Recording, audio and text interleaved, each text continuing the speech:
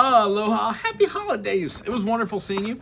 Tell you what you should do every day is for 5 minutes or spider exercise and teeter-totters. This is a quick reiteration. I'm gonna go over a little groove that we were doing, a new chord that we were showed, and then just the concept to lay it out for a platform while we're not here, till I see you again next. Remember, pick a band or a song that you really dig on. We're gonna break it down, dissect it, and learn how to play it after the new year. The chords we should know are the E major, E minor, A major, A minor, D major, and the dreaded D minor. Now, here's the caveat. D major to D minor, you gotta practice it like that so you know the different shape of how it looks. D minor, D sharp, E, F, F sharp, G, G, so on and so forth. However, I find it very much easier to play without your third finger on and play what you would play for a D. Go back and feel those two notes out because they just move back. You have an F note and an A note. And then rather than playing your third finger on the third fret, try playing your pinky.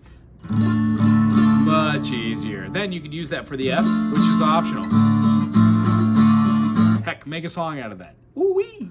Okay, so what we're essentially talking about is knowing these chords. E major leads to an F major, and then an F minor, an F sharp major, F minor. All these notes can be played up as major minor, so that shape is reoccurring. Just the same as the A minor shape in the second fingering is also reoccurring as a B flat minor, B minor, C minor, C sharp, blah, blah, blah, blah, all the way up. The fun caveat that you will find is when you do that same sort of thing and you move chords like this, this is a D flat augmented, which means it looks exactly like a D major if you were to move that note forward to get this, but we don't do it that way. We actually play what looks like the E major and the A minor. Yeah? But we play it here. So here we've got a chord, here these keep moving. Well, the shapes that we play with this kind of chord move all around the fretboard. And what's really cool when you learn them one down here, you don't have to learn the shape again, which is why we play teeter-totters. So this week, work on a new chord, which is your E major.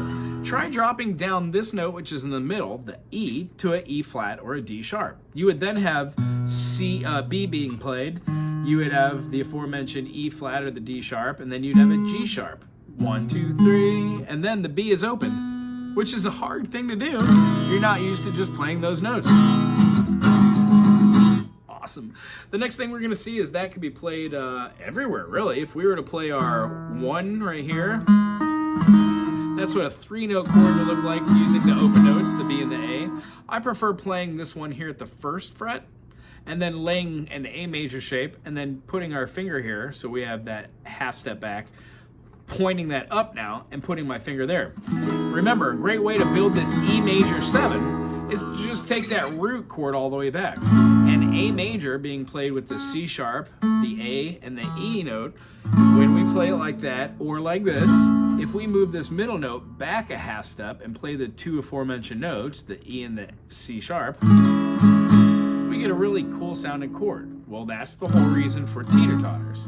So to learn a chord down here in the bass position, scoot it up anywhere, and play it.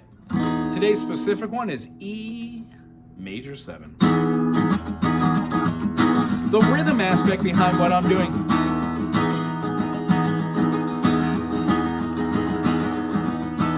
One E and a 2 E, 1 E and a 2 E, 1 E and a 1. Here's no tempo movement, just 16th. 1, 2, 3, 4, 5, 6, 7, 8. 1 E and a 2 E and a 3 E and a 4 E and a 1 E and a 2 E and a 3 E and a 4 E and a 1 E and a 3 E and a 4 E and a 1 E and a 2 E and a 3 E and a 4 E and a 1 E and a 2 E and a 3 E and a 4 E and a 1 E and a 2 E and a 3 E and a 4 E and a 1 E and a 3 E and a 4 E and a 1 E and a 2 E and a 3 and a 4 E and a 1 E and a 2 E and a 3 and a 4 E and these rhythms, if we keep these 16th notes, can go over all of our rhythms. E major, when we go all the way up to the 6th fret and play on the 6 and 7, just that E major shape, another whole step up, now back to the root. 1 E and a 2 E and a 3, and if you can't get the rhythm, let's slow it down. 1 E and a 2 E and a 3 E and a 4 E and a 1 E and a 2 E and a 3 E and a 4 E and a 1 E and a 2 E and a 3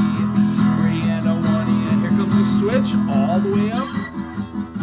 If that feels weird, play it with your other fingering group, which would have a bar chord underneath it, and then that's an A major, but this is a nice and airy, open way to play A. Then we can move that up another whole step. If we were to bar the whole thing, we'd have a B major, but we can open that up and have a nice airy chord because E, A, and B have all shared notes. And then back to the 1. Down, down, down, down, down, down, down, down, down, down, down, down. Let's try 8 notes. Down, up. Down, up, down, up, down, up, down, up, down, up, down, up, down, up, down, up, down, down, down, down. How about down, up, down, up, down, up? 16th notes.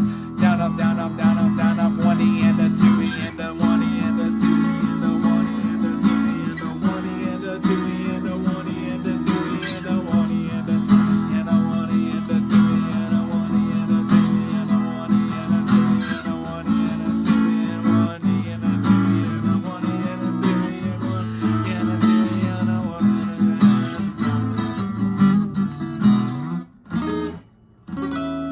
Hope you had a great time this week. We'll see you after the holiday. Have a safe and awesome time. Aloha.